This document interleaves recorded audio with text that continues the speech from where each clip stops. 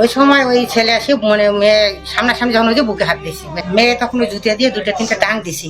College শেষে পায়ে হেঁটে বাড়িতে ফিরছিলেন এক কলেজ ছাত্রী।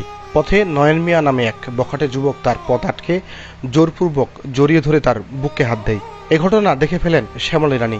যুবককে আটকে খবর দেন স্থানীয় প্রশাসন। পরে ভ্রাম্যমাণ আদালত এসে উপস্থিত হলে নয়ন মিয়াকে 2 বছরের কারাদণ্ড ও 500 টাকা জরিমানা করেন।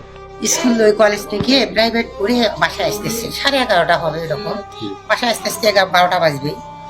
বাসার সামনে ওই ছেলে আসতেছে, মানে ওই আমাদের ওই লোকাল রাস্তা দিয়ে, আর মেয়ে ওই যাবে আমার সামন দিয়ে, বাসার সামন দিয়ে। ওই সময় ওই ছেলে আসে মানে মেয়ে সামনাসামনি যখন ওই যে বুকে হাত দিয়েছে, মেয়েটা যখন মুখে হাত দিয়েছে, মেয়েটা ডাকছে যে দাদা কাই আছে আসি তো বাড়ে। ছেলেটা আমার বুকে হাত দিল, তখন আমার ওই জামাই হয় ভাস্তি জামাই, ও ধরছে আসে যে কেন তুই ওর বুকে হাত দিল, তো কয় কি না আমি হাত দেয়নি। মেয়ে তখন ওই জুতিয়া দিয়ে দুইটা তিনটা ডাং দিছি, থাপ্পড় দিছি গালে, যে তুই বুকে হাত দিয়ে এখনো করছিস যে হাত দেয় না। এইটাই আমি তখন কিন্তু ওই একটু ছিলাম বাইরে থেকে আসি, দেখি যে কি ব্যাপার, ওই ছেলে পাবলিক ধরে ফেলাইছি, অনেক কজনে ধরে ফেলাইছে। তা আমি মনে ছেলে করছি যে সত্যি সত্যি কথা বল, তো বাসি যাবি, আমি তোকে সাথ দেবো। ছেলে বলতেছে না আমি দেয়নি। তা মেয়ে তখন সরাসরি মেয়ে আর ছেলে এই কাছাকাছিই আছে।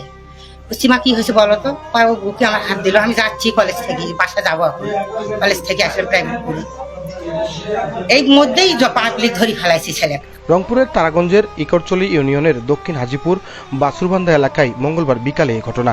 খবর শুনে জড়ো হয়েছিল শতাধিক মানুষ। দণ্ডপ্রাপ্ত নয়ন মিয়া হারিয়াকুঠি ইউনিয়নের নেকিরহাট দারোগাপাড়া গ্রামের নয়া মিয়ার ছেলে। তাকে কারাগারে পাঠানো হয়েছে বলে জানিয়েছে তারাগঞ্জ থানার ভারপ্রাপ্ত কর্মকর্তা ABM ফারুক হোসেন।